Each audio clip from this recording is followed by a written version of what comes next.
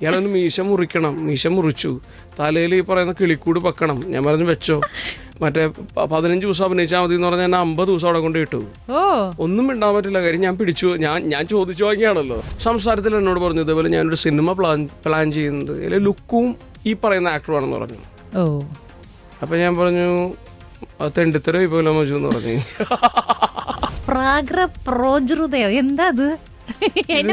എന്താ മജു, ഇതിലും നല്ല ഒരു ഐഡിയൽ ടൈം ഈ സിനിമക്ക് കിട്ടാനില്ല. ഗംഭീര സിനിമകൾ വന്നത് കേരളത്തിനകത്തും പുറത്തും ഒക്കെ നിറഞ്ഞോടുന്ന ഈ ഒരു അവസ്ഥയിൽ ആളുകൾ ഓക്കെയാണ്. ആളുകൾ തിയേറ്ററിലേക്ക് വരുന്നുണ്ട്. ആളുകൾക്ക് നല്ല സിനിമ കൊടുത്ത ആളുകൾ വന്നിട്ട് പടം കാണും. പടത്തിലെ ഏറ്റവും പ്രധാനപ്പെട്ട ഒരു കഥാപാത്രത്തെ ഇതുവരെ ഡിസ്ക്ലോസ് ചെയ്തിട്ടില്ല പടത്തിൽ. അതൊരു ബംഗാളിയാണ്. എല്ലാവർക്കും നമസ്കാരം. ക്ലബ് എഫ്എമ്മിൽ നിന്ന് RJ വിജിതയാണ്. നമ്മുടെ അടുത്തേക്ക്, മലയാളികളുടെ അടുത്തേക്ക് ഒരു പുതിയൊരു വില്ലേജ് വരാൻ പോവാണ് പെരുമാനിയിലൂടെ. ആ പേര് കേൾക്കുമ്പോൾ തന്നെ നമുക്ക് അങ്ങനെ പരിചയമില്ലാത്തൊരു സംഭവമാണ്. അപ്പോൾ എന്താണ് ഈ പെരുമാനിയിലെ ആൾക്കാരൊക്കെ എങ്ങനെയാണ്? കുറച്ച് ഡിഫറൻ്റ് ആണ് എന്നുള്ളത് നമുക്ക് ഓൾറെഡി ടീസർ ട്രെയിലർ കൊണ്ട് മനസ്സിലായി. അപ്പോൾ അതിൻ്റെ വിശേഷങ്ങൾ പറഞ്ഞുകൊണ്ട് നമ്മുടെ കൂടെ ആരാ? നാസറ. വിനയ് ചേട്ടാ നമസ്കാരം. നമസ്കാരം. പെരുമാനിയുടെ വിശേഷങ്ങളാണ് നമുക്ക് കേൾക്കേണ്ടത്. സോ പെരുമാനി എന്നുള്ള ഗ്രാമത്തെ കുറിച്ച് ഒരു ഔട്ട്ലൈൻ പറയാൻ പറഞ്ഞാൽ എന്തായിരിക്കും ആദ്യം പറയാ? പെരുമാനി ഇപ്പൊ ഞങ്ങള് ക്രിയേറ്റ് ചെയ്തൊരു സാങ്കല്പികമായിട്ടുള്ള ഗ്രാമമാണ്. വളരെ ഇൻട്രസ്റ്റിംഗ് ആയിട്ടുള്ള, ഭയങ്കര കാരിക്കേച്ചറിഷ് ആയിട്ടുള്ള, വളരെ എൻഗേജിങ് ആയിട്ടുള്ള, ഭയങ്കര ഹ്യൂമറസ് ആയിട്ടുള്ള ഒരുപാട് കഥാപാത്രങ്ങളൊക്കെ ഉള്ള ഒരു ഗ്രാമമാണ് പെരുമാനിക്ക്. പെരുമാനിയുടേതായ ഒരു സംസ്കാരമുണ്ട്, സംഗീതമുണ്ട്, ഭക്ഷണ പാരമ്പര്യമുണ്ട്. അപ്പം അങ്ങനെ വസ്ത്രധാരണ രീതിയുണ്ട്, വാഹനങ്ങളുണ്ട്. അപ്പം അങ്ങനെ നമ്മൾ സാധാരണ ലൈഫിൽ നിന്ന് കാണുന്നതിൽ നിന്ന് ഡിഫറെൻ്റ് ആയിട്ടുള്ളത്, പക്ഷെ ഭയങ്കര ഒരു എക്സ്പെരിമെൻ്റൽ സ്വഭാവമല്ല. നമ്മളിൽ തന്നെ പെട്ട ചെറിയൊരു പരീക്ഷണവും ഒക്കെ ആയിട്ടൊരു വേറൊരു ലോകം, ഭയങ്കര എൻ്റർടൈനിങ് ആയിട്ടുള്ള ഒരുപാട് തമാശകളൊക്കെയുള്ള ഒരു ലോകം ക്രിയേറ്റ് ചെയ്യാൻ മജു എന്ന് പറയുന്ന സംവിധായകൻ ശ്രമിച്ചിരിക്കുകയാണ്. അപ്പോൾ അതിൻ്റെ ഇപ്പോൾ ഈ പറഞ്ഞ പോലെ ഇതൊക്കെയാണ് അതിൽ വരാൻ പോകുന്നതെന്നുള്ള ശരിക്കും പറഞ്ഞാൽ പ്രേക്ഷകരിലേക്ക് കൊടുക്കാൻ ഈ ടീച്ചർ കൊണ്ടും ട്രെയിലർ കൊണ്ടും ഈവൻ പാട്ടുകൾ കൊണ്ടും സാധിച്ചിട്ടുണ്ട്. അപ്പോൾ ഈ ഒരു ക്യാരക്ടറിനെ കുറിച്ച്, നാസർ എന്നുള്ളൊരു ക്യാരക്ടർ ഇപ്പോൾ വിനയ് ചേട്ടൻ്റെ അടുത്തേക്ക് മജു കൊണ്ടുവരുന്ന സമയത്ത് എന്തൊക്കെയായിരുന്നു പറഞ്ഞിട്ടുണ്ടായിരുന്നത്? കാരണം ഇതിനൊരു അപ്പിയറൻസ് തന്നെ പെട്ടെന്ന് നമ്മൾ ഇത് എന്ത് രസമാണ്, പ്രത്യേക തരത്തിലാണ് പുറത്തേക്ക് തന്നിരിക്കുന്നത്. അപ്പം എന്തൊക്കെയായിരുന്നു പറഞ്ഞിട്ടുണ്ടായിരുന്നത്? കൊണ്ടുവന്നല്ല, ഞാൻ പിടിച്ചു വാങ്ങിയതാണ്. ഞാൻ ഭയങ്കര അങ്ങനെ സംഭവിച്ചിട്ടില്ല ലൈഫിൽ. ഓക്കെ, ഞാനൊരു റോള് പിടിച്ചു വാങ്ങുക എന്ന് പറയുന്ന പരിപാടി നടന്നിട്ടില്ല. അപ്പോൾ ഇതെന്താ സംഭവം എന്ന് വെച്ച് കഴിഞ്ഞാൽ, മജു ഒരു 5-6 വർഷം മുമ്പ്, ലോക്ക്ഡൗണൊക്കെ 1-2 വർഷം മുമ്പ്, 4-5 വർഷം ഇവിടെ ഉണ്ടാവും, എനിക്ക് എക്സാക്ട്ലി ഇയർ അറിഞ്ഞൂടാ, എന്നെ മജു വിളിക്കുകയും ഇതുപോലെ ഒരു പെരുമാനി എന്ന് പറയുന്ന ഒരു സിനിമ പ്ലാൻ ചെയ്യുന്നുണ്ട്. അന്ന് ഫ്രഞ്ച് വിപ്ലവം കഴിഞ്ഞിട്ടുള്ളൂ മജു. അപ്പോൾ അതിൽ ഇതുപോലൊരു കഥാപാത്രം എന്നൊക്കെ പറഞ്ഞ് തുടങ്ങി. അപ്പോൾ ഞാൻ പറഞ്ഞു നമുക്ക് നേരിട്ട് കാണാം, സംസാരിക്കാം എന്ന് പറഞ്ഞിട്ട്, എനിക്ക് തോന്നുന്നു പ്രേമമൊക്കെ കഴിഞ്ഞിരിക്കുന്ന ആ ടൈമോ അങ്ങനെ എന്തോ ഒരു കാരണം കൊണ്ടിട്ട് എനിക്ക് പിന്നെ അത് കേൾക്കാനുള്ളൊരു സമയം ഉണ്ടായില്ല. ഞാൻ മറ്റ് പല പ്രൊജക്റ്റുകളുടെ തിരക്കിലൊക്കെ ആയിട്ട് പിന്നെ മജു ഞാനെ സംസാരിക്കുകയോ കാണുകയൊന്നും ചെയ്തിട്ടില്ല. ഫോണിൽ സംസാരിച്ചിട്ടേ ഉള്ളൂ. ഒരുപാട് നാളുകൾക്ക് ശേഷം, തമാശയ്ക്ക് ശേഷം, എൻ്റെ ഷംസു എന്ന് പറഞ്ഞിട്ടുള്ള തമാശയിൽ വർക്ക് ചെയ്തൊരു സുഹൃത്ത് മുഖേന സക്രിയ പ്രൊഡ്യൂസ് ചെയ്യുന്നൊരു സിനിമ മജു സംവിധാനം ചെയ്യണമെന്ന് പറഞ്ഞിട്ട് മജു ഞാനും ഷംസും കൂടെ ഇരുന്ന് അന്ന് ഞങ്ങൾ ഭയങ്കര കണക്റ്റായി. അത് വേറൊരു പ്രൊജക്റ്റായിരുന്നു. അത് ഞങ്ങൾ കഴിഞ്ഞ 2-3 വർഷമായിട്ട് വർക്ക് ചെയ്ത് ഗംഭീര തിരക്കഥയാണ്. മജു ഗംഭീര തിരക്കഥാകൃത്ത, നല്ല റൈറ്ററാണ്. അപ്പോൾ അങ്ങനെയൊക്കെ പിന്നെ അതെല്ലാം കഴിഞ്ഞ് തുടങ്ങാൻ നിൽക്കുമ്പോൾ മലയാള സിനിമയിൽ ഒരു ബ്ലോക്ക് ബസ്റ്റർ വരുന്നു. അതിലും അതിൻ്റെ പ്രമേയവും ഇതിൻ്റെ പ്രമേയവുമായിട്ട് ബന്ധമുണ്ട്, സിനിമയായിട്ട് ബന്ധമില്ല. പക്ഷേ ഈ സോളിൻ്റെ ഒരു ചെറിയൊരു കണക്ഷൻ ഉള്ളതുകൊണ്ട് താൽക്കാലികമായിട്ട് ആ സിനിമ ഇപ്പോൾ ചെയ്യുന്നില്ല. അപ്പോൾ അതിനുശേഷം പിന്നെ മജു അപ്പൻ ചെയ്യാൻ പോയി. അപ്പോൾ അപ്പൻ്റെ തുടക്കത്തിൽ ഞാനുണ്ടായിരുന്നു. അല്ലെങ്കിൽ നമ്മൾ രണ്ടുപേരും കൂടെ നമുക്ക് ലോക്ക്ഡൗണിൽ പറ്റുന്നൊരു സിനിമ എന്നുള്ള തരത്തിലൊക്കെ ആലോചിച്ചൊക്കെ തുടങ്ങിയതാണ്. അപ്പോൾ അതൊക്കെ നല്ല ഓർമ്മകളൊക്കെയാണ്. അത് കഴിഞ്ഞ് കുറേ നാളുകൾക്ക് മജു ഫോൺ എടുക്കില്ല. മജുവിന് അങ്ങനെ ഒരു മാനസിക പ്രശ്നമുണ്ട്. ഫോൺ എടുക്കില്ല, ഒരാളുടെയും ഫോൺ എടുക്കുകയുമില്ല, കുറ്റബോധം ഉണ്ടാവില്ല. എനിക്ക് ഫോൺ എടുക്കാത്ത സുഹൃത്തുക്കളുണ്ട് തീർച്ചയായിട്ടും. പക്ഷെ അവർക്ക് നമ്മളെ കാണുമ്പോൾ ഒരു ചമ്മലൊക്കെ ഇല്ലേ, എടുത്തില്ല. അപ്പോൾ മജുവിന് അതില്ല, റിഗ്രറ്റ് ഇല്ലാത്തതുകൊണ്ട് ഞാൻ മജുവായിട്ട് ഇടയ്ക്ക് വഴക്കിടും. എല്ലാവരും വഴക്കിടും. അപ്പം ഞാൻ വഴക്കിട്ട് പിന്നെ കുറേ നാളുകൾ വിളിച്ചൊന്നുമില്ല. പിന്നെ പെട്ടെന്ന് എൻ്റെ ഒരു ഭാഗ്യത്തിന് ഞാൻ എന്തോ ഹെൽത്ത് ഇഷ്യൂ ഒക്കെ ആയിട്ട് ബന്ധപ്പെട്ട് ഞാൻ മജുവിനെ വിളിക്കുകയാണ്. മജു എങ്ങനെയുണ്ട് എന്നൊക്കെ ചോദിച്ചിട്ട് സംസാരത്തിൽ എന്നോട് പറഞ്ഞു ഇതേപോലെ ഞാനൊരു സിനിമ പ്ലാൻ ചെയ്യുന്നത് അതിൽ ലുക്കും ഈ പറയുന്ന ആക്ടറാണെന്ന് പറഞ്ഞു. അപ്പം ഞാൻ പറഞ്ഞു അത് തെണ്ടിത്തരമായി പോലെ മജു എന്ന് പറഞ്ഞു. മജുവിനോടുള്ള സ്വാതന്ത്ര്യം കൊണ്ടിട്ടാട്ടോ ഇതിപ്പോൾ ഞങ്ങൾ ചെയ്ത ഇന്റർവ്യൂ ഒക്കെ കണ്ടാലും അറിയാം.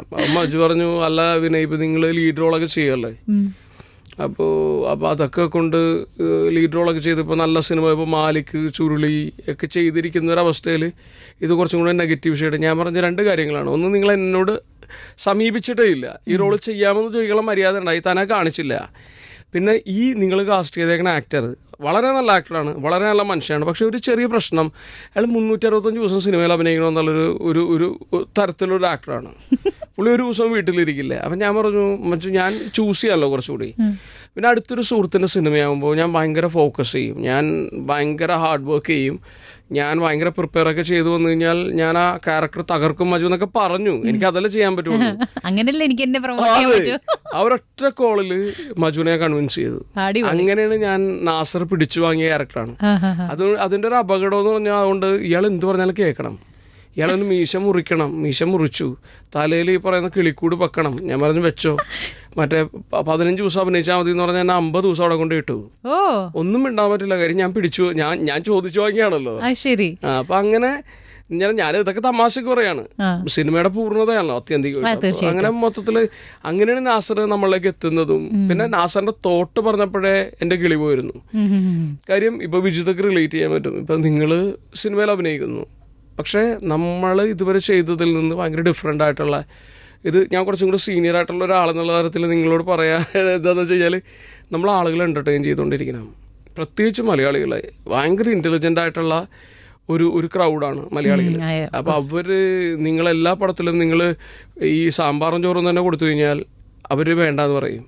അപ്പോൾ അതുകൊണ്ടിട്ട് ഞാൻ നോക്കിക്കഴിയുമ്പോൾ എൻറ്റയർലി ഡിഫറെൻ്റ് ആയിട്ടുള്ള രൂപവും ഈ ക്യാരക്ടറിസ്റ്റിക്സ് ഒക്കെ ഒരുപക്ഷെ നിങ്ങൾ കണ്ടിട്ടുണ്ടാവും, പക്ഷെ അതിനെ അവതരിപ്പിച്ച രീതി എൻ്റെ ഡിഫറെൻ്റ് ആണ്. അപ്പം അങ്ങനെ നാസർ എനിക്ക് വളരെ പ്രിയപ്പെട്ട സിനിമയാണ്. അതിൻ്റെ അപ്പുറത്തേക്ക് ഇപ്പോൾ നമ്മളൊരു നിങ്ങളുടെ ഏറ്റവും അടുത്ത സുഹൃത്തിൻ്റെ കൂടെ നിങ്ങൾ സിനിമയിൽ അഭിനയിക്കുന്നു എന്ന് പറയുമ്പോൾ നമുക്ക് ഒരുപാട് സ്വാതന്ത്ര്യം ഉണ്ടല്ലോ, റിലാക്സ്ഡ് ആവും, നമ്മൾ ചെയ്യാൻ മടിക്കുന്ന കാര്യങ്ങളൊക്കെ ചെയ്യും. ഒന്നാമത് ഇത് കാരിക്കേച്ചറിസ് ആണ്.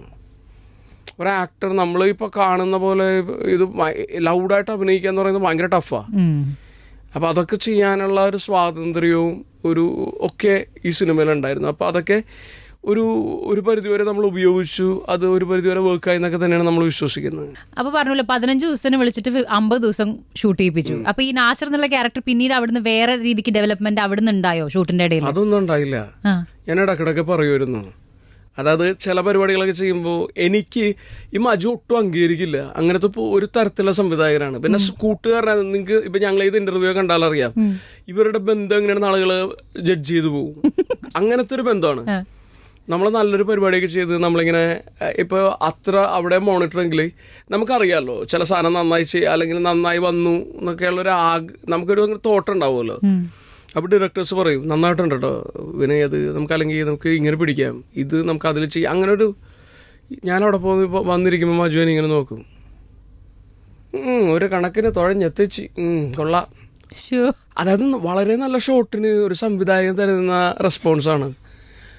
ഞാനും ലുക്കും സണ്ണിയും നവാസും കൂടെ ഇങ്ങനെ കിണറിലേക്ക് നോക്കിയിരിക്കുകയാണ്. അപ്പോൾ മജു മോണിറ്ററിൽ നോക്കുമ്പോൾ നമ്മൾ 4 പേര്, അപ്പോൾ പിറകിൽ എൻ്റെ ഒരു സുഹൃത്തിരിക്കുന്നുണ്ട്. ഈ 4 പോത്തുകളെയും വെച്ചിട്ട് സിനിമ എടുക്കാൻ ഇറങ്ങിയ എന്നെ സമ്മതിക്കണമല്ലേ, കാര്യം നമ്മൾ 4 പേര് സുഹൃത്തുക്കളാണല്ലോ. അപ്പൊ അങ്ങനെയുള്ള ഒരു രീതിയായിരുന്നു. അപ്പോൾ അങ്ങനെ ഒന്നും എഴുതി കൂട്ടിയില്ലടോ. ഇപ്പൊ പ്രേമം പോലെയുള്ള സിനിമകളിൽ, പല സിനിമകളിൽ നമ്മുടെ ക്യാരക്ടർ വർക്ക് ആയി കഴിയുമ്പോൾ അവര് നമ്മളെ വേറെ സ്പേസിലേക്ക് കൊണ്ടുപോകും. അങ്ങനെയൊക്കെ ഉണ്ട്. ഇയാള് ഒന്നാമത് ഇത് എന്റെ സിനിമയല്ല, ഇത് അല്ലെങ്കിൽ എന്റെ ലുക്കുവിന്റെ സണ്ണിയുടെ സിനിമയല്ല, ഇതൊരു ഗ്രാമത്തിന്റെ സിനിമയാണ്. പെരുമാനി എന്ന് പറഞ്ഞാൽ ഗ്രാമത്തിന്റെ സിനിമയാണ്. അപ്പോൾ ഇത് കേൾക്കുന്ന ആളുകൾക്കുള്ളൊരു സന്തോഷ വാർത്ത, നമ്മൾ ആരെയും അധികം നേരം സഹിക്കണ്ട. പല കഥകളും ഉപകഥകളും ഒക്കെ ഇങ്ങനെ വന്ന് മാറി വന്നുകൊണ്ടിരിക്കും. 70 ആക്ടേഴ്സ് ഉണ്ട് ഡയലോഗ് പറയുന്നത്. അതില് നമ്മൾ ഹാൻഡ് പിക്ക് ചെയ്താണ്, അതായത് രൂപത്തില് പ്രത്യേകതകളുള്ള. ഇപ്പോ ഒരുപക്ഷെ വിജിതയൊക്കെ ഫസ്റ്റ് റൗണ്ടിൽ തന്നെ ഔട്ടായി പോയനെ, കാര്യം ഇത്ര സൗന്ദര്യമൊന്നും വേണ്ട. അപ്പോ ഇങ്ങനെ ഇൻട്രസ്റ്റിംഗ് ആയിട്ടുള്ള കുറച്ച് ഒരു ക്യാരക്ടറിസ്റ്റിക്സ് ഉള്ള അല്ലെങ്കിൽ കുറച്ച് കാരിക്കേച്ചറിസ്റ്റ് സ്വഭാവമുള്ള ആളുകൾ നമ്മൾ ചൂസ് ചെയ്ത. ഒരു കല്യാണ വീടാണ് ഇതിന്റെ പ്രധാനപ്പെട്ട ലൊക്കേഷൻ, അല്ലെങ്കിൽ ഒരു ക്ലൈമാക്സ് ഏരിയ കല്യാണമാണ്. ഒരു ഇൻ്റർവ്യൂവിൽ ഞാനിത് പറഞ്ഞു പുള്ളി തകർന്നിരിക്കുകയാണ്, സിനിമ മുഴുവൻ പറഞ്ഞല്ലോ എന്ന്. ഞാൻ പറഞ്ഞു കല്യാണം ക്ലൈമാക്സ് വരുന്ന മലയാളത്തിലെ ആദ്യത്തെ സിനിമയായിരിക്കും മജു തൻ്റെയാണെന്ന് പറഞ്ഞു. എന്തോരം സിനിമകളാ കല്യാണം ക്ലൈമാക്സ്.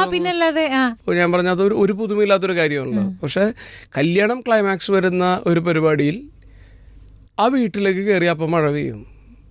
7 ദിവസം പ്ലാൻ ചെയ്ത് 15 ദിവസത്തിലാണ് തീർന്നത്. 100 ജൂനിയർ ആർട്ടിസ്റ്റുകൾ, ഗാനമേള ടീം എന്നൊക്കെ പറഞ്ഞ് ഇത് കുറച്ച് വലിയ സിനിമയാണ്. പുറത്തുനിന്ന് നോക്കുമ്പോൾ ഇത് കുഞ്ഞാണല്ലോ, കുറച്ചും കൂടെ വലിയ ക്യാൻവാസിലെ സിനിമയാണ്. ഒറ്റപ്പാലം, ഷൊർണൂര്. എത്ര കാലമായി ഷൂട്ടൊക്കെ കഴിഞ്ഞിട്ട്? 5-6 മാസമായിട്ടുണ്ടാവും. ഓക്കെ. ശരി. അതുപോലെ തന്നെ പെരുമാനിനെ മറ്റു സ്ഥലങ്ങളുമായിട്ട് കണക്ട് ചെയ്യുന്ന ഒരു ബസ് ഉണ്ട്, ആകെയുള്ള ഒരു ബസ്, അതും ഒരു ക്യാരക്ടറാണല്ലേ? ഇങ്ങനെ ഒരു കാക്ക പറഞ്ഞിട്ടുണ്ടെങ്കിൽ ഉണ്ടല്ലോ, ഒരു കാക്ക സിനിമയിൽ പറഞ്ഞിട്ടുണ്ടെങ്കിൽ അതൊരു ക്യാരക്ടർ ആയിരിക്കും. ഓക്കെ. ഈ മജു നല്ല റൈറ്ററാണെന്ന് എനിക്ക് ഒട്ടും താല്പര്യമില്ല അത് അംഗീകരിക്കാൻ. പക്ഷെ അംഗീകരിക്കേണ്ട നിവൃത്തിയില്ല. കാര്യം എന്താന്ന് വെച്ച് കഴിഞ്ഞാല് ഒരു പൂച്ചയുണ്ടെങ്കിൽ, ഒരു ആടുണ്ടെങ്കിലൊക്കെ ഇതിനൊരു കണക്ഷൻ ഉണ്ട്. ഇയാൾ എന്തിനൊക്കെ ഉപയോഗിക്കുന്നു, അതും അതിനൊക്കെ ഒരു ബാക്ക് സ്റ്റോറിയും അതിനൊരു ജീവനുണ്ട്. ഇപ്പൊ ഞാൻ ഉപയോഗിക്കുന്ന എന്റെ ബൈക്ക്, ഞാൻ ഓടിക്കുന്ന JCB, ഞാൻ ആ പെരുമാനി ഗ്രാമത്തിലൊരു ധനികനാണ്, എനിക്ക് സ്വർണ്ണപ്പല്ലുണ്ട്, എനിക്കുള്ള JCB ആണ്. അതാണ് എന്നെ ധനികനാക്കുന്നത്. അപ്പോ ഞാൻ പറഞ്ഞ ആ JCBയുടെ കളറ്, ഓരോ പരിപാടിയിലും പുള്ളിയുടെ സിഗ്നേച്ചർ ഉണ്ട്. നമ്മൾ ഉടുക്കുന്ന വസ്ത്രത്തില്, മുണ്ടുടുക്കുന്ന രീതിയില്, ഇതിന്റെ മ്യൂസിക്കില്, അങ്ങനെ എന്റെ മീശയില്, എല്ലാത്തിലും പുള്ളിയുടെ ഒരു ചോയ്സ് ഉണ്ട്. ഇവിടെ ഒരു ഉണ്ണിയുണ്ട് അല്ലേ? അപ്പൊ എന്തുകൊണ്ട് ഇത്രയ്ക്കൊരു പ്രത്യേകത നാസറിന് കൊണ്ടുവരാൻ? ഒന്നെങ്കിൽ നാസറിന്റെ ആ ഒരു നെഗറ്റീവ് ഷെയ്ഡ് കുറച്ച് കാണിക്കാനായിട്ടാണോ? എന്തായിരുന്നു അത് ചോദിച്ചു നോക്കിയിട്ടുണ്ടായിരുന്നോ? അല്ല, അയാള് എല്ലാം ഈ സംവിധായകന്റെ മനസ്സിൽ തോന്നുന്ന ചിത്രങ്ങളാണ്. അപ്പൊ ഒരു സംവിധായകൻ എന്ത് വേണം, ഇടയ്ക്ക് ഡെയിലി വന്നിട്ട് ഇങ്ങനെ നോക്കും, എന്നിട്ട് പറയും മീശ ഒരു കുറച്ച് മുറിച്ചെന്ന് പറഞ്ഞിട്ടേ. അപ്പൊ ആദ്യത്തെ മേക്കപ്പ് ടെസ്റ്റിന് വന്നിട്ട് അപ്പൊ എനിക്ക് ഈ ബോസ് ആൻഡ് കമ്പനിയുടെ പ്രൊമോഷനൊക്കെ ഉണ്ടല്ലോ ആ ടൈമിന്, കുറച്ചും കൂടെ വലിയ സിനിമ പരിപാടിയൊക്കെയാണ്. അപ്പൊ എന്നെ ഇങ്ങനെ വെച്ചിട്ട് ഇവിടെ ആദ്യം തുടങ്ങുന്ന ഇവിടെയാണ്, ഇവിടം വരെ മീശ മതി എന്ന് പറഞ്ഞു. അപ്പൊ ഞാൻ പറഞ്ഞ കുറച്ച് ഇങ്ങനെ ഒക്കെ തന്നെ പുള്ളി പറഞ്ഞല്ലോ, കുറച്ച് ഇങ്ങനെ പോയിട്ട് അവസാനം മീശ ഇങ്ങനെ ആയിപ്പോയി. പുള്ളിക്ക് വേണ്ടത് അതായിരുന്നു. എന്നിട്ട് അത് കഴിഞ്ഞിട്ട് പുള്ളി പറയണേ, അതിനൊരു കല്യാണത്തിലൂടെ പോകാൻ പറ്റില്ലല്ലോ, ഇവിടെ തന്നെ കിടന്നോളൂ, ഒരു സിനിമയിൽ അഭിനയിക്കാൻ പറ്റില്ല, എങ്ങുമില്ല, പുള്ളിക്ക് എപ്പോൾ വിളിച്ചു കഴിഞ്ഞാലും നമ്മളുണ്ടല്ലോ അവിടെ. അപ്പൊ അങ്ങനെ ലോക്ക് ചെയ്ത് പുള്ളി നമ്മള്. വിനയേട്ടന് പക്ഷെ എനിക്ക് തോന്നുന്നു അങ്ങനെ ഒരു ഭാഗ്യമുണ്ട്. അതായത് ഇപ്പൊ ഓരോ ക്യാരക്ടറിനും പ്രത്യേക ലുക്ക് കിട്ടാനായിട്ടുള്ള ഒരു ഭാഗ്യം. ഇപ്പൊ തമാശയാണെങ്കിലും സോമന്റെ കൃതാവാണെങ്കിലും ഒക്കെ ലുക്ക് വൈസ് ഭയങ്കര. അപ്പൊ ഈ ക്യാരക്ടർ സെലക്ട് ചെയ്യുന്ന സമയത്ത് അതും കൂടി നോക്കാറുണ്ടോ? കാരണം എന്നെ ഇതൊക്കെ ഡയറക്ടർ ചോയ്സാ. ഇനിയൊരു സിനിമ, ഒരു ഗംഭീര സിനിമ വരുന്നുണ്ട്, സംശയം എന്ന് പറഞ്ഞിട്ട്. അപ്പൊ ആർക്കറിയാമെന്ന് പറഞ്ഞ സിനിമയുടെ കോറായിട്ടുണ്ട് രാജേഷ് രവിയും സനു എന്ന് പറഞ്ഞിട്ട്, ഇവർ രണ്ടുപേരും കൂടെ എഴുതിയാണ്. രാജേഷ് ഡയറക്ട് ചെയ്യുന്നതാണ്. അപ്പൊ അതിലും ഭയങ്കര ഇൻട്രസ്റ്റിംഗ് ആയിട്ടുള്ള ലുക്കാ. അപ്പൊ ഇതൊക്കെ വന്നു ചേരുന്നതാണ്. നമുക്ക് അങ്ങനെ നമ്മളെ ചൂസ് ചെയ്യുന്നതല്ല. അതേപോലെ ആ ട്രെയിലറിൽ പറയുന്നുണ്ട് നാട്ടിൽ ഭയങ്കര സമാധാനം, ആർക്കും പ്രശ്നങ്ങളൊന്നുമില്ല, നമുക്ക് കുറച്ച് പ്രശ്നം ഉണ്ടാക്കണം, എന്നിട്ട് ചായക്കടയിൽ നമുക്ക് എങ്ങനെയും കച്ചവടം കൊണ്ടുവരണം. ഇതിലൂടെയാണ് ആ ത്രെഡ് നീങ്ങുന്നതാണോ? അതായത് ആ നാട്ടിൽ യാതൊരു പ്രശ്നമില്ല, നല്ലൊരു നാടാണ്, ഒരു പ്രശ്നമില്ലാത്തൊരു നാട്ടിലാവുകൊണ്ട് ചായക്കട കച്ചവടം നടക്കാത്തതുകൊണ്ട് വർത്താനങ്ങൾ നടക്കണില്ലല്ലോ. ഈ കലഹം ഉണ്ടാവുമ്പോഴാണല്ലോ ഈ പറയുന്ന ആളുകൾ, ആ ചായക്കട ഒരു ജംഗ്ഷനാണ്, അങ്ങോട്ടേക്ക് ആളുകൾ വരുള്ളൂ, ചായക്കട കച്ചവടം ഉണ്ടാവുള്ളൂ. അപ്പൊ അതുകൊണ്ടിട്ട് ഫാത്തിമ ദീപ തോമസ്, അപ്പൊ നാസർ ഞാൻ, അപ്പൊ ഫാത്തിമാനെ നാസർ കെട്ടൂല കട്ടായം, ഇതാണ് പടത്തിന്റെ ക്യാപ്ഷൻ. അപ്പൊ ഒരു കാര്യമില്ല, വെറുതെ കച്ചവടം കൂട്ടാൻ വേണ്ടി അവർ വെറുതെ നോട്ടീസ് ബോർഡിൽ ഇത് എഴുതി ഒട്ടിക്കുന്നു എന്നുള്ളൂ. അവിടെ നിന്ന് തുടങ്ങുന്ന പ്രശ്നങ്ങളാണ് സിനിമയിൽ. പിന്നെ നാട്ടിൽ മുഴുവൻ പ്രശ്നങ്ങളാണ്. അപ്പൊ നാട്ടുകാരിൽ ഒരാളായിട്ട് നമ്മളൊരു പക്ഷേ മാറുമായിരിക്കുമല്ലേ? കാരണം അങ്ങോട്ടുള്ള സംസാരവും കാര്യങ്ങളൊക്കെ നമ്മളും അതിന്റെ പാർട്ടാവുമായിരിക്കും. തീർച്ചയായിട്ടും. പിന്നെ ഈ കാഴ്ചയിൽ ഭയങ്കര കൗതുകം ഉണ്ടല്ലോ, നമുക്ക് ഒട്ടും പരിചിതമല്ലാത്ത, അല്ലെങ്കിൽ നമ്മൾ മിസ് ചെയ്യുന്നുണ്ട്. ഇപ്പൊ ഒരു പൊന്മുട്ടിടുന്ന താറാവ് എന്ന സിനിമ നമ്മൾ മിസ് ചെയ്യുന്നുണ്ട്. അപ്പൊ ആ സോണിൽ എന്നോടൊരു ഡയറക്ടർ, മലയാളത്തിലെ അത്യാവശ്യം വലിയ സിനിമകളൊക്കെ ചെയ്ത സംവിധായകൻ, സിനിമ കണ്ടിട്ട് എന്നെ വിളിച്ചിട്ട് പറഞ്ഞാണ്, പുള്ളി അപ്രീഷിയേറ്റ് ഒക്കെ ചെയ്തിട്ട് പറഞ്ഞു, ഇതേപോലെ നല്ല രസമുള്ള സിനിമയാണ്, ഇത് പൊന്മുട്ടിടുന്ന താറാവ് പോലത്തെ സിനിമ, അപ്പൊ നിങ്ങൾ അതിനെ അങ്ങനെ പ്രൊമോട്ട് ചെയ്തിട്ട് ആളുകളെ കൊണ്ടുവരണം. ഇപ്പൊ ആവേശം എന്ന് പറയുന്ന ഒരു സിനിമ കാണുന്ന പോലത്തെ ഒരു പ്രൊമോഷൻ ആവരുത് ഇതിന്റെ, പൊന്മുട്ടിടുന്ന പോലത്തെ. പിന്നെ ഇപ്പൊ ടൈം ഐഡിയൽ ആടോ.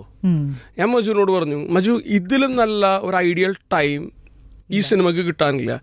കാര്യം ഇതൊരു ഗോൾഡൻ പീരീഡാണ് മലയാള സിനിമയുടെ. ഗംഭീര സിനിമകൾ വന്നത് കേരളത്തിനകത്തും പുറത്തും ഒക്കെ നിറഞ്ഞോടുന്ന ഈ ഒരു അവസ്ഥയിൽ ആളുകൾ ഓക്കെയാണ്, ആളുകൾ തിയേറ്ററിലേക്ക് വരുന്നുണ്ട്, ആളുകൾക്ക് നല്ല സിനിമ കൊടുത്ത ആളുകൾ വന്നിട്ട് പടം കാണും. വലിയ പൈസ അല്ലെങ്കിൽ ഈ പറയുന്ന പോലെ 50 കോടി 100 കോടി എന്നൊക്കെ പറയുന്ന ഒരു അവസ്ഥയിലേക്ക് സിനിമകൾ പോകുന്നുണ്ട്. ഇപ്പൊ ഒരു ബ്ലാക്ക് ആൻഡ് വൈറ്റ് ഹൊറർ പടം എന്ന് പറയുന്ന ഒരു പടം നമുക്ക് പണ്ട് ആലോചിക്കാൻ പറ്റില്ല. ഒരു തിയേറ്ററിൽ പോയിട്ട് ഫാമിലി ആയിട്ട് ഈ പടം കണ്ടിട്ട് ഈ പടം വലിയ സക്സസ് ആകുന്നു. ഇപ്പൊ കേരളത്തിൽ നടക്കുന്നു എന്ന് പറയുന്നത് നമ്മളുടെ ആളുകളുടെ സെൻസിബിലിറ്റിയാണ്. ഇത് ഏറ്റവും ഐഡിയൽ ആയിട്ടുള്ള ടൈമാണ്. ഈ ടൈമിന് നമ്മുടെ പടം കൊണ്ട് പ്ലേസ് ചെയ്യുക, ബാക്കി നമ്മുടെ പടം സംസാരിക്കും. നന്നായി പ്രൊമോട്ട് ചെയ്യുക, ഈ സിനിമയെ കുറിച്ച് ആളുകളെ അറിയിക്കുക, എന്നിട്ട് ആളുകളെ എത്തിക്കുക. ബാക്കി ആളുകൾ ഇപ്പൊ ആട്ടം പോലെയുള്ള സിനിമ ചെയ്ത് ആട്ടം ഞങ്ങൾ പ്രൊമോട്ട് ചെയ്തു. അതിന്റെ അപ്പുറത്തേക്ക് ആട്ടത്തിന്റെ വിജയത്തിന്റെ പിന്നിൽ അത് കണ്ട ഓരോ വ്യക്തികളാണ്, അവരാണ് പിന്നെ ആ സിനിമയ്ക്ക് വേണ്ടി അഡ്വക്കേറ്റ് ചെയ്തത്. സത്യം സത്യം. കാരണം അത് എടുത്തു പറയണം കേട്ടോ. കാരണം മലയാളി പ്രേക്ഷകർ എന്ന് പറഞ്ഞാൽ അത്ര ബ്രില്യന്റ് ആണ്. ആക്സെപ്റ്റൻസ് എന്ന് പറഞ്ഞെങ്കിൽ അവർക്ക് വ്യത്യസ്തമായിട്ടുള്ള എക്സ്പെരിമെന്റ് ചെയ്തിട്ടുള്ള സാധനം കിട്ടുകയാണെങ്കിൽ അവരത് ആക്സെപ്റ്റ് ചെയ്യണു. തീർച്ചയായിട്ടും അത് നമ്മൾ ശരിക്കും ഭയങ്കര സന്തോഷമാണ് പ്രേക്ഷകരോട് പറയാനുള്ളത് അല്ലേ. ഇപ്പൊ ഈ പൊന്മുട്ടയിടുന്ന താറാവ് എന്ന് പറഞ്ഞ സമയത്ത് പെട്ടെന്ന് തോന്നിയ കാര്യമാണ്. അതില് ഒരു ഷോട്ടിലാണ് വരുന്നത് നമ്മുടെ പാർവതി ചേച്ചി, ആ പഴയ ഒരു മുസ്ലിം വേഷത്തിൽ. പിന്നീട് നമ്മൾ അവിടെ നിന്നുള്ള സിനിമകളിൽ ഒരു പക്ഷേ കുറച്ച് പ്രായമായ ക്യാരക്ടേഴ്സിനെ ആ വേഷത്തിൽ കണ്ടിട്ടുണ്ടായിരിക്കും. പക്ഷെ പെരുമാനിയില് ദീപേനെ നമ്മൾ അങ്ങനെ കാണുന്നുണ്ട്, രാധികേനെ അങ്ങനെ കാണുന്നുണ്ട്. സോ ആ കോസ്റ്റ്യൂം വൈസ് ഒന്ന് നിങ്ങൾക്കും ഒരു പുതിയ അനുഭവമായിരിക്കും അല്ലേ. കാരണം വെറൈറ്റി ആയിട്ടുള്ള ഷർട്ടുകള്, അതിന് മുകളിൽ കുറച്ച് ഡിസൈൻസ്. സോ ആ കോസ്റ്റ്യൂം ഡിസൈനറെ കുറിച്ചും ആ ഒരു കോസ്റ്റ്യൂംസിനെ കുറിച്ചൊക്കെ ഒന്ന് പറയാം. ഇത് മുഴുവൻ ഈ മജു എന്ന് പറഞ്ഞ ആളുടെ തല തന്നെയാണ്. മജുവാണ് ഇത് മുഴുവൻ ചെയ്തിരിക്കുന്നത്. പറയുന്ന പോലെ ഈ കോസ്റ്റ്യൂം ചെയ്തിരിക്കുന്നത് നല്ല ആളാ, പുള്ളി പുതിയ ഒരു മച്ചാനാണ്. പിന്നെ ഈ നമ്മുടെ മേക്കപ്പ് ചെയ്തിരിക്കുന്ന ലാലു കൂട്ടാലിട എന്ന് പറഞ്ഞിട്ട് ഒരു കോഴിക്കോടുള്ള ഒരു മച്ചാനാണ്. ഇവരൊക്കെ കോൺട്രിബ്യൂട്ട് ചെയ്തിട്ടുണ്ട്. പക്ഷെ ഇയാൾക്കറിയാം, ഇയാളാണ് ഈ ഡ്രസ്സിന്റെ കളേഴ്സും ഒക്കെ സെലക്ട് ചെയ്ത് ലൈറ്റ് ഗ്രീൻ കളറിലൊക്കെ ഉള്ള മറ്റേ ഡിസൈനും. രാധികൻ എന്തോ പേര് പറയണ്ടായിരുന്നു, കഫാനോ എന്തോ പറഞ്ഞിട്ട് എന്തോ ഒരു ഇന്റർവ്യൂല് ഇന്ന് എനിക്ക് ആരോ അയച്ചു തന്നത്, ആ കഫാനിട്ടിട്ട് ഞാൻ വരുമെന്ന്. ഞാൻ കഫാനോ എന്താ പരിപാടി? നമ്മൾ നോക്കുമ്പോൾ ചട്ടയും മുണ്ട് പോലത്തെ ഒരു പരിപാടിയാണ്. അപ്പൊ അങ്ങനെ എല്ലാ കാര്യങ്ങളും എല്ലാത്തിലും ഇയാളുടെ ഡിസൈനാണ്. ഇപ്പൊ തണ്ണിവേലിന്റെ ക്യാരക്ടറിനാണെങ്കിലും ഇവിടെ ഒരു ഷർട്ടിന്റെ മുകളിൽ പ്രത്യേക ഡിസൈൻ ഒക്കെ, തൊപ്പി മുണ്ടുകൊടുക്കുന്ന രീതിയുണ്ട്. ഞങ്ങൾ എല്ലാരും വേറെ തരത്തിലാണ് മുണ്ടുകൊടുക്കുന്നത്. അതും ഒരു വെറൈറ്റി അനുഭവം അല്ലേ. ഇങ്ങനെ ഒരുപാട് വ്യത്യസ്തത സിനിമയെ കോൺട്രിബ്യൂട്ട് ചെയ്യും. തീർച്ചയായിട്ടും നമുക്ക് ആ പ്രദേശത്തിന്റെ ഒരു പുതുമ നമുക്ക് കിട്ടാൻ വേണ്ടിയിട്ട് ഇങ്ങനെ കുഞ്ഞു കുഞ്ഞു ഡീറ്റെയിലിംഗ് ഭയങ്കര ഹെൽപ്പ് ചെയ്യും. അതുപോലെ പാട്ടിന്റെ കാര്യം ഞാൻ ഇവിടെ കഷ്ടപ്പെട്ട് എഴുതി വെച്ചിരിക്കുക. പ്രാഗ്ര പ്രോജൃതയോ, എന്താ അത്? എന്റെ മീനിങ് എന്താ പരിപാടി എന്നറിയോ? ഒന്ന് സിനിമ ഈ പറയുന്ന പോലെ ഒരു സ്വാതന്ത്ര്യം ഉണ്ട് ഈ സിനിമക്ക്, നമുക്ക് എന്തും ഉപയോഗിക്കാനുള്ള. അപ്പൊ ഈ പാട്ട് ആ ഫീലിംഗ് ഉണ്ടാക്കുക എന്ന് പറയുന്നതാണ്. അപ്പൊ അതിന് ഒരു ഔട്ട് ഓഫ് ദ ബോക്സ് പോലെ ഈ ജിബ്രിഷ് പോലത്തെ പരിപാടികൾ ഉപയോഗിച്ചിട്ടുണ്ട്. ശരി. ഇത് ഞാൻ സംസ്കൃത വേർഡ്സ് ക്ലബ് ചെയ്തതാണ്. അങ്ങനെയില്ല, വാക്കുകളില്ല. അത് ഈ പറയുന്ന പോലെ ഒരു പരിപാടി കേൾക്കുമ്പോൾ നിങ്ങൾക്ക് എന്ത് ഫീലിംഗ് ഉണ്ടാവുന്നു എന്നുള്ളതാണ്. അർത്ഥം ഉണ്ടെന്ന് എനിക്ക് തോന്നുന്നില്ല, എന്റെ ഒരു അറിവിലില്ല അത്. ഞാൻ ആ പാട്ട് കുറച്ചധികം നേരം ഇരുന്ന് കേട്ടിട്ടുണ്ട്. എനിക്ക് ഒരു തരത്തിലും കണക്ട് ചെയ്യാൻ പറ്റില്ല, പക്ഷെ എനിക്കത് ഇഷ്ടപ്പെട്ടു. അതാണ് അതിന്റെ സക്സസ്. കാരണം നമുക്ക് ഒന്നും മനസ്സിലാവണില്ലെങ്കിലും അതിന്റെ ഒരു രീതി ഭയങ്കരമായിട്ട് ഇഷ്ടപ്പെട്ടു. അപ്പോ നമ്മുടെ മുരി ലിറിക്സ് എഴുതുന്ന സമയത്ത് കുറച്ച് ആള് റിസർച്ച് ചെയ്തിട്ടുണ്ടായിരിക്കാം അല്ലേ? എനിക്ക് അതിനെ കുറിച്ചൊരു കൂടുതൽ അറിഞ്ഞുകൂടാ. മോഹസിനും എഴുതിയിട്ടുണ്ട്, സുഹേൽ കോയ, രണ്ടുപേരും ചെയ്തിട്ടുണ്ട്. ഓക്കെ. പാട്ടുകളെല്ലാം ഈ ഒരു ആ കഥയെ വളരെയധികം കോംപ്ലിമെന്റ് ചെയ്യുന്ന പോലെയാണുള്ളത്. തീർച്ചയായിട്ടും. കാര്യം ഈ സിനിമ ഇത്ര ഡെപ്തുള്ള അല്ലെങ്കിൽ വ്യത്യസ്തതയുള്ള സിനിമയാക്കുമ്പോൾ ഇത് അത്യന്തികമായിട്ടൊരു തിയേറ്ററിക്കൽ സിനിമയാണ്. തുടക്കം മുതലേ മജുവിന്റെ മനസ്സിലുണ്ട് ഇതൊരു ആബ്സല്യൂട്ട് തിയേറ്റർ സിനിമയാണെന്നുള്ളത്. അങ്ങനെയാണ് ഇതിന്റെ ഓരോ ഫ്രെയിമും വെച്ചിരിക്കുന്നത്. ഇതിന്റെ കളർ പാലറ്റൊക്കെ തിയേറ്ററിന് വേണ്ടിയിട്ട് തന്നെയാണ് ഡിസൈൻ ചെയ്തിരിക്കുന്നത്. അപ്പൊ ഈ സിനിമ ഒരു കമേഴ്ഷ്യൽ സിനിമയാവുമ്പോൾ ഇതിനൊരു കമേഴ്ഷ്യൽ സോണിലേക്ക് എത്തിക്കാൻ മ്യൂസിക്കിന് ഒരുപാട് സ്പേസ് ഉണ്ട്. അപ്പൊ അങ്ങനെയാണ് ഇദ്ദേഹം ഗോപി സുന്ദറിലേക്ക് എത്തുന്നത്. കാര്യം ഏറ്റവും നന്നായിട്ട് കമേഴ്ഷ്യൽ മ്യൂസിക് അറിയുന്ന ഒരാളാണ് ഗോപി സുന്ദർ. അതൊരു ഗ്യാപ്പിന് ശേഷമാണ് ആള് അല്ലേ? തീർച്ചയായിട്ടും. ഒരിക്കലും എനിക്ക് ഈ ഒരു ഇതിന്റെ മ്യൂസിക്കിൽ എനിക്ക് ഫീൽ ചെയ്തൊരു കാര്യം, ഇത് ഗോപി സുന്ദറിന്റെ മ്യൂസിക്കിന്റെ പഴയ പാറ്റേൺ അല്ല, ഡിഫറെന്റ് ആയിട്ടാണ് ഇതിനെ അപ്രോച്ച് ചെയ്തിരിക്കണമെന്ന് തോന്നുന്നു. ഇപ്പൊ ഒരു പാട്ട് ഇപ്പൊ കഴിഞ്ഞ ദിവസം ഇറങ്ങിയ പാട്ട് എനിക്ക് ഗോപി സുന്ദറിന്റെ സിഗ്നേച്ചർ ഉള്ള പാട്ടായിട്ട് തന്നെ തോന്നി. ഒരു പരിപാടിയുണ്ട്, അപ്പൊ അതിന് ഒരു ഗ്രൂവി സാധനം ഉണ്ടായിനി. അപ്പൊ അങ്ങനെ രസമുള്ള പരിപാടിയാണ്. ഒരു 6 പാട്ടോളം ഉണ്ടെന്ന് തോന്നുന്നു. ഇതില് ഈ സിനിമയില് ആ നാട്ടിലെ ഭക്ഷണത്തിനും പ്രത്യേകത ഉണ്ട് ഞാൻ ഏറെക്കുറെ മനസ്സിലാക്കിയിട്ട്. എന്തൊക്കെയാണ് ഭക്ഷണങ്ങൾ? പത്തിരിയോ? ഭക്ഷണം പെരുമാനി പത്തിരി എന്ന് പറഞ്ഞ പരിപാടിയുണ്ട്. അപ്പൊ ആ നാട്ടിലെ മെജോറിറ്റി ഒരുപാട് ആളുകളുടെ ഉപജീവനം നടക്കുന്നത് പത്തിരി ഉണ്ടാക്കി വിറ്റിട്ടാ. ശരി. പെരുമാനി പത്തിരി, ആട്ടിറച്ചി വരട്ടി എന്നൊക്കെ പറഞ്ഞിട്ടുള്ള ഒരു ഫുഡിന്റെ ഒരു പരിപാടിയുണ്ട്. ഫുഡ് ഒരു ഇമ്പോർട്ടന്റ് പാർട്ടാണ് സിനിമയിൽ. മട്ടന്റെ ഇറച്ചി എന്ന് പറയുന്ന സാധനത്തിന്റെ ഒരു സീക്വൻസ് തന്നെയുണ്ട്. ഇപ്പൊ നാട്ടിലെ പ്രധാനപ്പെട്ട കുറച്ച് പൈസക്കാരൻ എന്നുള്ള രീതിക്കാണ് നാസറിന്റെ ക്യാരക്ടർ പോകുന്നത് അല്ലേ? അപ്പൊ ഈ ഉത്തമണക്കാരനാണ്, അതിന്റെ എല്ലാ അല്പത്തരവും ഉണ്ട്. കല്യാണം കഴിക്കുകയും വേണം പുതുമാരന്. അതെ, സണ്ണിയുടെ പെങ്ങളാണ് ദീപയുടെ ക്യാരക്ടർ. Okay okay. മുജീബ് എന്നുള്ള ക്യാരക്ടർ നാട്ടിലെ നല്ലവനായിട്ടുള്ള ഒരാൾ എന്നുള്ള രീതിക്കാണ് പറഞ്ഞിട്ടുള്ളത്. അങ്ങനെ ഒരു മീഡിയേറ്റർ ആണ് പുള്ളി. അല്ലെങ്കിൽ ഈ പറയുന്ന ആ നാട്ടിലുള്ള ഒരു തലക്ക് ബോധമൊക്കെ ഉള്ള ഒരു മനുഷ്യനാണ്. പുള്ളിയാണ് കുറച്ച് സട്ടിലായിട്ടുള്ള മനുഷ്യൻ. ബാക്കി ഞാനും നവാസ് വള്ളിക്കുന്ന് മുക്രിയായിട്ട് അഭിനയിക്കുന്നുണ്ട്. പിന്നെ മണവാളൻ, അങ്ങനെ കുറെ ആളുകളുണ്ട്.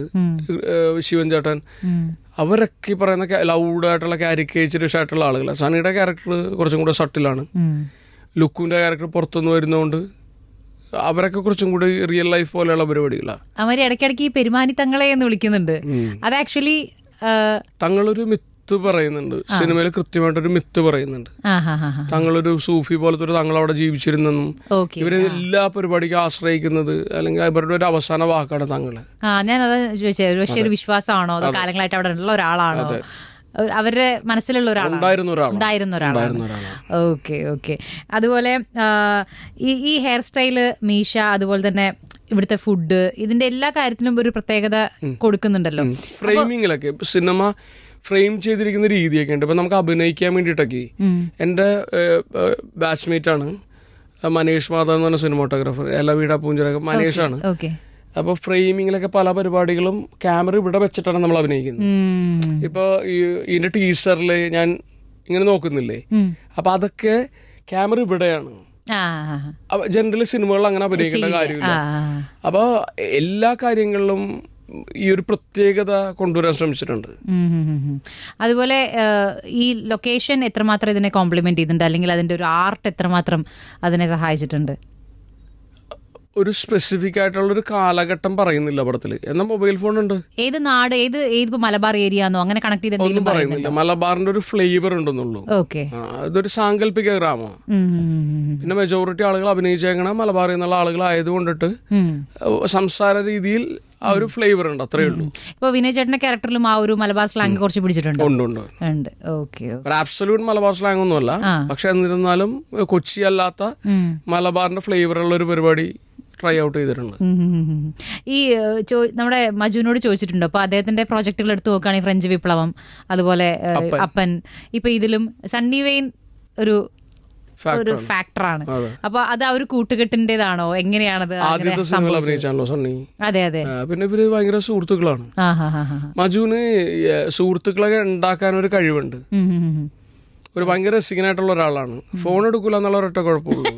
അത് വീണ്ടും റിപ്പീറ്റ് ചെയ്ത് ഞാൻ ഓൾറെഡി പറഞ്ഞു ഇങ്ങനെ നമുക്ക് എന്തെങ്കിലും ഇതൊക്കെ ഉണ്ടാവും. ഞാൻ പറഞ്ഞു ഈ പടം പ്രൊമോഷൻ ചെയ്യേണ്ട ഒരു അവസ്ഥ വരുമല്ലോ മജു, അന്ന് ഞാൻ തന്നെ കൊല്ലൂടോന്ന് പറഞ്ഞിട്ട് ഒത്തു കിട്ടുമ്പോ ഞങ്ങൾ കൂടെ ഇരിക്കുമ്പോ ഇരുത്തി കൊല്ലും, അല്ലാത്തപ്പോ ഇങ്ങനെ പറഞ്ഞു കൊല്ലും. അത് ശരി. ഇതില് എന്താ പറയാ, ഒ വി വിജയന്റെ തസ്രാക്കിനുമായിട്ട് കണക്ഷൻ ഈ ഒരു നാടിന് ഫീൽ ചെയ്തു എന്നുള്ളതൊക്കെ പറഞ്ഞു കേട്ടിട്ടുണ്ട്. അതിലും കൂടുതൽ ബഷീറിന്റെ കഥാപാത്രങ്ങളാണ്. വൈക്കം മുഹമ്മദ് ബഷീറിന്റെ എഴുത്തിലെ ലാളിത്യമാണ് എന്നെ മജുവിനെ ഞാൻ ഗംഭീര റൈറ്റർ എന്ന് പറയാൻ കാര്യം. ഭയങ്കര ആഴമുള്ള ഒരു വിഷയം വളരെ ലളിതമായിട്ട് പറയും. ഭയങ്കര സിമ്പിൾ ആയിട്ടുള്ള കഥാപാത്രങ്ങൾ. ഇപ്പോ ഇതിലെ കഥാപാത്രങ്ങളുടെ പേര് ഇപ്പോ ഞാൻ നാസർ മുജീബ് കൂടാണ്ട് മറ്റേ കാലിയ എന്ന് പറഞ്ഞ കഥാപാത്രമുണ്ട്. അല്ലെങ്കിൽ അങ്ങനെ നമ്മൾ കേൾക്കാത്ത പേരുകളൊക്കെ ഇല്ലേ. ഇപ്പൊ ഞങ്ങള് വർക്ക് ചെയ്ത മറ്റൊരു പടത്തിലൊരു പൂച്ചയുടെ പേര് വീരൻ. അങ്ങനെ ഭയങ്കര സിമ്പിളാണ്, എന്നാ കുറച്ചിങ്ങനെ ഒരു പുതുമ തോന്നുന്ന തരത്തിലുള്ള പേരുകളും ഒക്കെ ഉണ്ട്. ഡയലോഗ്സ് ആണ്. എനിക്ക് രാധിക പറഞ്ഞിട്ടായിരുന്നു അരഞ്ഞാണത്ത് കെട്ടിക്കോ ഡയലോഗൊക്കെ ഭയങ്കര സിമ്പിൾ സാധനമാണ്. പക്ഷെ നമുക്കൊരു ഗ്രാമത്തിന്റെ എല്ലാ തരത്തിലുള്ള ഒരു എലമെന്റും നിറഞ്ഞ പോലെ ഫീൽ ചെയ്യും അല്ലെ. ഈ ഡയലോഗ് പ്രസന്റേഷനിൽ എന്തെങ്കിലും സ്പെഷ്യലായിട്ട് ശ്രദ്ധിക്കണമെന്നോ അങ്ങനെ എന്തെങ്കിലും പറഞ്ഞിട്ടുണ്ടോ? അങ്ങനൊന്നും പറഞ്ഞിട്ടില്ല. ഇടക്ക് കൊല്ലും. ഇടയ്ക്ക് ഇപ്പോൾ ഷോട്ടൊക്കെ കഴിഞ്ഞ് കഴിഞ്ഞാൽ പറയും ഇപ്പൊ നവാസിനായിട്ടൊക്കെ കൊടുക്കുന്നത്. നവാസ് കുറച്ച് ഇംപ്രവൈസ് ചെയ്യാനുള്ള അസുഖമുള്ള ഒരാളാണല്ലോ. എന്തെങ്കിലും ചെയ്യുമ്പോൾ പറയും, നവാസ് ആദ്യം ഞാൻ എഴുതി വെച്ച് നീ ഒന്ന് വൃത്തിയായിട്ട് പറയും, എന്നിട്ട് നീ ഇംപ്രവൈസ് ചെയ്യും. അപ്പൊ അങ്ങനെയൊക്കെയുള്ളു. അങ്ങനെ വലിയ വാശിയൊന്നുമില്ല. പക്ഷെ എന്താണെന്നറിയോ, പുള്ളി ഭയങ്കര, ഇപ്പൊ കഴിഞ്ഞ ദിവസം ഞാൻ ഷംസുവിനോട് പറയായിരുന്നു, അതായത് ഇയാളെല്ലാം കണ്ടുവച്ചിട്ടുണ്ട്. ഏറ്റവും അവസാനം വരെ സണ്ണിയുടെ ക്യാരക്ടർ ലോക്ക് ചെയ്തിട്ടില്ല. എന്നെ വിളിച്ചിട്ട് ചോദിക്കും, നമുക്ക് അയാളോട് സംസാരിച്ചാലോ ഇയാളോട് സംസാരിച്ചാലോ എന്നൊക്കെ. പക്ഷെ ഞാൻ ഇപ്പോഴും വിശ്വസിക്കുന്ന ഓൾറെഡി അയാളെ സണ്ണീനെ ലോക്ക് ചെയ്തിട്ടുണ്ട് ആ ടൈം മനസ്സിൽ. പിന്നെ വേറെ ക്യാരക്ടർ എന്ന് പറയും, നമുക്ക് അതിനാരെങ്കിലും കിട്ടുമോ വിനയ് എന്നൊക്കെ പറഞ്ഞിട്ട് ഇയാൾ ഉദ്ദേശിച്ച പരിപാടികൾ മുഴുവൻ നടക്കും. നമ്മളൊരു ഐഡിയ എന്ന് പറഞ്ഞാൽ അതൊരു ക്ലാരിറ്റിയുള്ള ഫിലിം മേക്കറിൻ്റെ പരിപാടിയാണ്. നമ്മളൊരു ഐഡിയ ഒക്കെ പറഞ്ഞു കഴിഞ്ഞാൽ നല്ലതാണ് വിനയ്, നല്ലതാണ് പരിപാടി, കൊള്ളാം, നമുക്ക് ആദ്യം ഇങ്ങനെ ചെയ്തിട്ട് പിന്നെ മറ്റേ കുറിച്ചിട്ട് ആലോചിക്കാം. എന്നിട്ട് ഇപ്പോൾ ഞാൻ ഒരു പരിപാടി ചെയ്യുമ്പോൾ ഞാനൊരു സൺഗ്ലാസ് പോലെ ഞാൻ നാസർ ഈ സൺഗ്ലാസ് വെച്ചാൽ എങ്ങനെയുണ്ട്, ഭയങ്കര ലൗഡായിട്ടുള്ളൊരു ഗ്ലാസ്. ഞാൻ അബദ്ധവശാൽ എനിക്ക് കയ്യിൽ വന്നു പോയതാണ്, ഭയങ്കര ലൗഡായിട്ടുള്ള ഗ്ലാസ്. കൊള്ളാം, നമുക്ക് നോക്കട്ടെ, നമുക്ക് വേറെ ഏതെങ്കിലും സീനിൽ ഉപയോഗിക്കാമെന്ന് പറഞ്ഞിട്ട് അത് ഒഴിവാക്കി.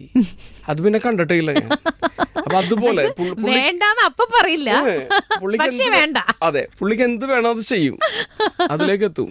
എനിക്ക് കുറെ ഇന്റർവ്യൂസ് ചെയ്തിട്ടുണ്ട്, പക്ഷെ ഒരു ഡയറക്ടറെ കുറിച്ച് ത്രൂ ഔട്ട് ഒരു ആക്ടർ ഇങ്ങനെ പറയേണ്ടി വരുന്ന ഒരു സാഹചര്യം ആദ്യമായിട്ടാണ്. മജു ഇത് കേൾക്കുന്നുണ്ടെങ്കിൽ തീർച്ചയായിട്ടും മജു എന്തായാലും കേൾക്കും, മജു എല്ലാവരും കേൾക്കും. ഓക്കെ, അപ്പോ ഈ പെരുമാനിനെ നമ്മൾ ഏത് ജോണറിലാണ്, ഫാന്റസി മൂവി എന്നാണോ, എങ്ങനെ ഏത് ജോണറിലാണ് പെടുത്തണത്? ഒരു ഹ്യൂമർ ഡ്രാമ പോലത്തെ പരിപാടിയാണ്. ഇതിന് ഭയങ്കര ഒരു സ്ട്രോങ് ആയിട്ടുള്ള സറ്റയർ ഉണ്ട്, ഭയങ്കര സറ്റയർ ഉണ്ട്. ഇതുവരെ ഡിസ്ക്ലോസ് ചെയ്യാത്ത ഒരു ക്യാരക്ടർ ഉണ്ട് പടത്തിലെ ഏറ്റവും പ്രധാനപ്പെട്ട ഒരു കഥാപാത്രത്തെ ഇതുവരെ ഡിസ്ക്ലോസ് ചെയ്തിട്ടില്ല. അതൊരു ബംഗാളിയാണ്.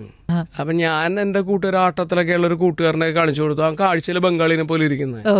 ആട്ടത്തില് നമ്മുടെ സനോഷ് എന്നുകൊണ്ടൊരു ഒരു ക്യാരക്ടർ ഉണ്ട്, ഗാങ്ങിലുള്ള അമ്പലത്തിൽ വർക്ക് ചെയ്യുന്ന സനോഷിന്റെ അടുത്ത സുഹൃത്താ. അപ്പൊ ഞാൻ ആരും നിർബന്ധിക്കുന്നില്ല, ഞാൻ കൂടെ കാണിച്ചു കൊടുത്തിട്ട് ഞാൻ വെറുതെ ഇങ്ങനെ ചോദിച്ചു, ഞാൻ പറഞ്ഞു മജു ഇവന് ശരിക്കും നോക്കിയേ, എന്റെ ആത്മമിത്രമാണ്, ഇവൻ കറക്റ്റ് ഒരു ബംഗാളിനെ പോലെ ഇല്ലേ? ആണോ, പിന്നെ കൊള്ളാട്ടോ, ബംഗാളിനെ പോലെ ഉണ്ടെന്നൊക്കെ പറഞ്ഞിട്ട് പുള്ളി പോയി ഏത് ബംഗാളിയുടെ ഇവരുടെ ഒരു ക്യാമ്പിൽ അവിടെ പോയിട്ട് അവിടെ നിന്ന് ഒരു ബംഗാളിനെ ഹാൻഡ് പിക്ക് ചെയ്തു. എന്നിട്ട് പിന്നെ ഫുൾ ടൈം ബംഗാളി ഇടയ്ക്ക് പോയി കളഞ്ഞാൽ എന്ത് ചെയ്യും? ബംഗാളിക്ക് സിനിമ ഒരു വിഷയമല്ലോ. അപ്പൊ അയാൾ പറഞ്ഞു തന്നെ, എനിക്ക് ഇവരുടെ 1000 രൂപ കിട്ടും, എനിക്ക് ഇവരുടെ 1000 രൂപ തന്നെ എന്ന് പറഞ്ഞപ്പോ അത് കൊടുക്കാന്ന് പറഞ്ഞ് കൊണ്ടുവന്ന് അവിടെ താമസിപ്പിച്ചിരിക്കുകയാണ്. അപ്പൊ ഡെയിലി ഷൂട്ടൊന്നും ഇല്ലല്ലോ, നല്ല ടൈമിംഗ് ഒക്കെ ഉള്ള ബംഗാളി, നല്ല ടൈമിംഗ് ആണ് അയാളുടെ അഭിനയിക്കുമ്പോ. അപ്പൊ അയാളെ വേറൊരാളെ കൂടെ നിർത്തിയേക്കാണ്, നമ്മുടെ ഒരു അസിസ്റ്റന്റ് ഡയറക്ടർ. ഇയാളെ അവിടെ പോയാലും കൂടെ പോണം, അല്ലെങ്കിൽ അയാള് ബസ് കയറി പോയി. ഇതില് പ്രധാന വേഷം Sanosh on the spot rejected.